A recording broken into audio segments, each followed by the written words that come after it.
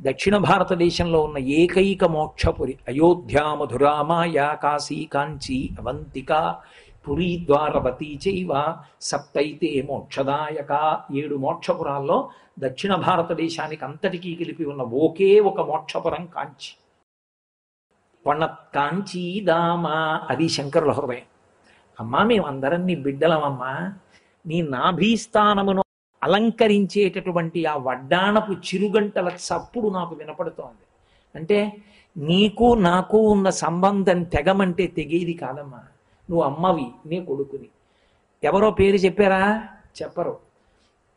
కాంచీదామా కరికలభ కుంభస్తననత.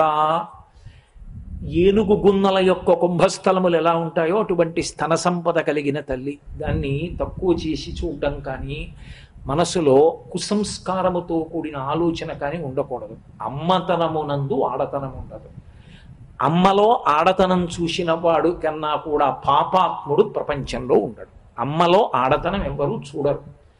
మనసులో భావన అపవిత్రమైతే పొంగుతున్న పాల మీద నీళ్లు జల్లితే వెనక్కి వెళ్ళినట్టు అపవిత్ర భావన పటమరించగానే అమ్మా అని పిలిస్తే చాలు, వెనక్కి వెళ్ళిపోతుంది అపవిత్ర భావన. అంత గొప్పది అమ్మా అన్న శబ్దం. ఆ అమ్మా అన్న శబ్దానికి లోకాన్ని పోషించే సూచన తల్లి స్తనములు. భర్త కన్నా పరదైవం ఆడదానికి ఎవ్వరు ఉండరు.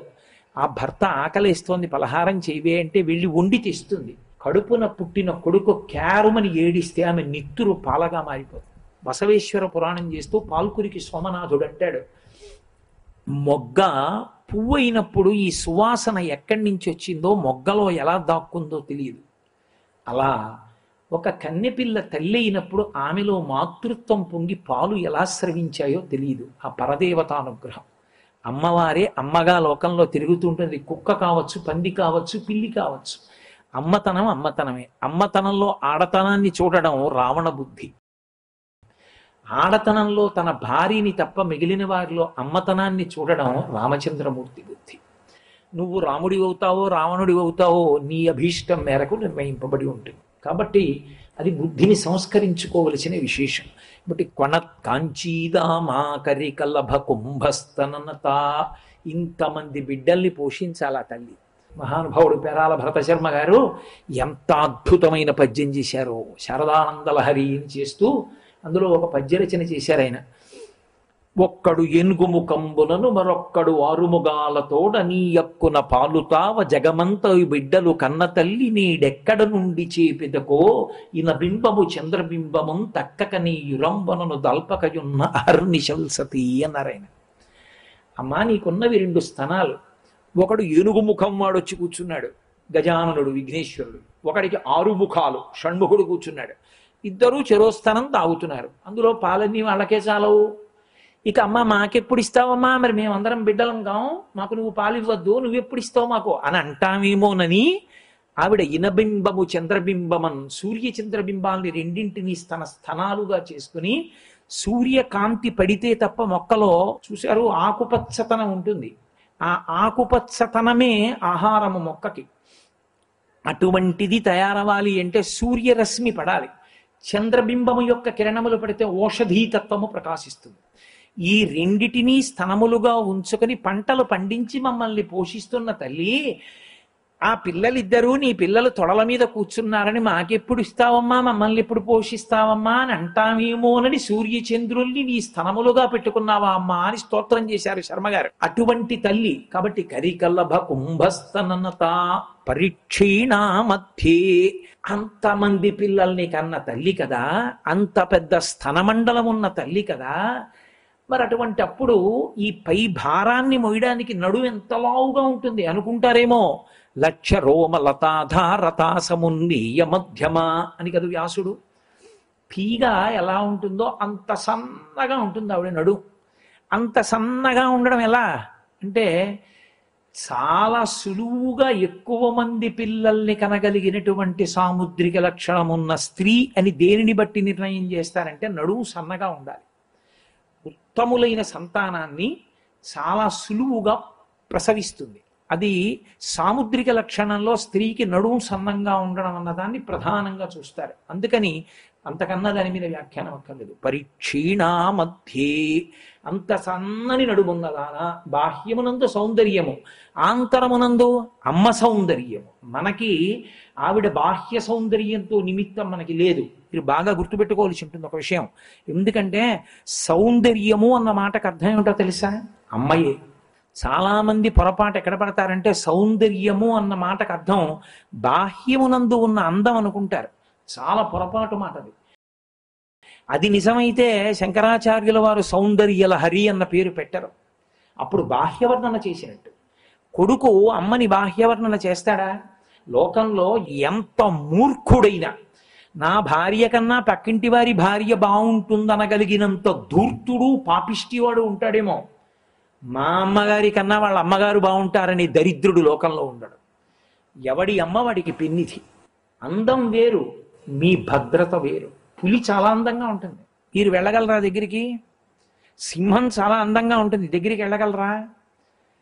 అమ్మ ఎంత వయసు వచ్చేయనివ్వండి, 80 ఏళ్ళు వచ్చేసి ఒళ్ళంతా ముడతలు పడిపోనివ్వండి, ఆ ముడతలు ఇలా పట్టుకుని ఇలా నిలబెడితే అలా నిలబడిపోతుంది చర్మం, స్థితిస్థాపక శక్తిని కోల్పోయి. అలా అయిపోయినప్పుడు కూడా మంచంలో పడుకుని రాత్రి 10ంటికి ఇంటికి వచ్చిన కొడుకు అన్నం తిని లేచిపోతే తలమించి ముసుక్కప్పుకో పడుకున్న అమ్మ చలికాలంలో మాట అంటుంది, ఎరా నాన్న అప్పుడైపోయింది భోజనం అంటుంది. అమ్మకి తెలుసు, నువ్వు ఇలా రాత్రి ఆలస్యంగా వచ్చి అన్నం సరిగ్గా తినకపోతే ఆరోగ్యం ఏముంటుంది నాన్న, కడుపు నిండా తినరా అంటుంది. అమ్మ అంటే సర్వకాలముల యందు నీ భద్రత కోరునది. అందుకే ఒక కఠినమైన విషయాన్ని చెప్తారు. ఒక వేశ్య ఒక పురుషుణ్ణి, నీ తల్లి గుండె పట్రా, నువ్వు కోరుకున్న అనుగ్రహాన్ని ఇస్తానంది. ఆయన తల్లి పడుకుని ఉంటే తల్లి గుండె కోసేసి గుండె చేతిలో పట్టుకుని పరిగెడుతున్నాడు ఆ వేశ్య దగ్గరికి. గడప తన్నుకు పడిపోయాడు. ఆ గుండె చేతిలోది కింద పడిపోయి ఆఖరిసారి కొట్టుకుంటోంది. కొట్టుకుంటూ నాన్న దెబ్బ తగిలిందా అందిట. కోసేశాడు, గుండె పట్టుకుపోతున్నాడని కాదు, కొడుక్కి దెబ్బ తగిలిందేమో అని చూసింది. అది అమ్మ. సాక్షాత్తు పరదైవంగా తను చూసినటువంటి భర్త చేతితో నిప్పు పెట్టినా వ్యానవాయువు వదలదు, శరీరాన్ని వదలదు వ్యానవాయువు. కడుపున పుట్టిన కొడుకు ఆనందహోమం అని చేస్తాడు జ్ఞాతుల కోసం. అందుకే 11 రోజులు జ్ఞాతులందరూ మైలపడతారు. ఆ ఆనందహోమం చేసి వ్యానవాయువు నుంచి తప్పుకో, శిథిలం అయిపోయింది కదా శరీరం, ఇంకో శరీరాన్ని పొందమ్మా నాన్నగారండి అంటే కొడుకు మాటకు వదిలిపెట్టేస్తారు. అది కొడుకు గొప్పతనం, అది తల్లి గొప్పతనం. అటువంటి తల్లి కన్నా సౌందర్యం లోకంలో ఎక్కడుంటుంది? తండ్రి అనలేడు ఒక మాట. చిన్నతనంలో ఒళ్ళు వేడెక్కితే వాడు పిల్లాడు ఏదో పలవరిస్తుంటే, పాలు పడితే కక్కేస్తుంటే డాక్టర్ గారు కూడా ఏవో మందులు ఇచ్చి చూద్దామమ్మా మరి ఏం తాగట్లేదు అంటే తండ్రి కూడా ఏం పర్వాలేవే ఎక్కడికో తీసుకెడదాం అంటాడు. తల్లి ఒక మాట అంటుంది, నాన్న నీకు ఇలా ఉంటే ఎందుకురా నేను బతికి, నా ఆయుర్దాయం కూడా పోసుకొని నువ్వు బతకరా నాన్న అంటుంది. తన ఆయుర్దాయం పోసేసుకుని బ్రతకమని కోరగలిగిన ఏకైక వ్యక్తి లోకంలో తల్లి ఒక్కతే. ఆమెయే సౌందర్యం. ఎవరు నీ అభ్యున్నతిని మనసారా ఆఖరి ఊపిరిలో కూడా కోరుతారో తాను వికారమును పొందినా, కడుపు పెద్దదైనా భరిస్తుంది. నిత్తురు పోయి మృత్యు సదృశమైన ప్రసవ వేదన పొందినా చూస్తుంది. తనకి పరిచయం లేనివాడు పుడితే పొంగిపోయి నిత్తురు పాలగా మార్చి పడుతుంది. తన ప్రాణ సమానమైన మంగళసూత్రం పట్టుకుని గుండెల మీద తన్ని పాలు తాగితే ఆ చిన్ని వేళ్లు విడిపించుకుని అరికాళ్ళు ముద్దు పెట్టుకుంటుంది. అమ్మలాంటి వ్యక్తి సృష్టిలో లేదు. ఒక్కరిని కన్న తల్లి ప్రేమ ఆ వ్యక్తి వరకే. లోకాలను కన్న నా తల్లి ప్రేమ ఎవరు కొలవగలరు? అందుకే అమ్మా నిన్న అమ్మ అనను, నువ్వు ఈ లోక భద్రతకి కారణమైన దానివి, అందుకే నువ్వే సౌందర్యం. అందుకని సౌందర్య లహరి అమ్మ, ప్రేమ ప్రవాహం ఈ పుస్తకం అన్నారు శంకర భగవత్పాదులు. అది సౌందర్య లహరి అన్న మాటకు అర్థం. సౌందర్యానందలహరి అందరూ శంకరాచార్యులు వారు. అమ్మయే ఆనందం అంతే. పసిపిల్లాడికి ఏం తెలుసు, అమ్మెత్తుకుంటే చాలు ఏడుపు ఆపేస్తాడు. శివానందలహరి అక్కడ ఆనందం. తెలుసుకుని నువ్వు ధ్యానంలో అనుభవించి పొందాలి, అది ఆనందలహరి. సౌందర్యలహరి సౌందర్యానందలహరి కాదు, సౌందర్యలహరి అమ్మయే ఆనందం అంతే.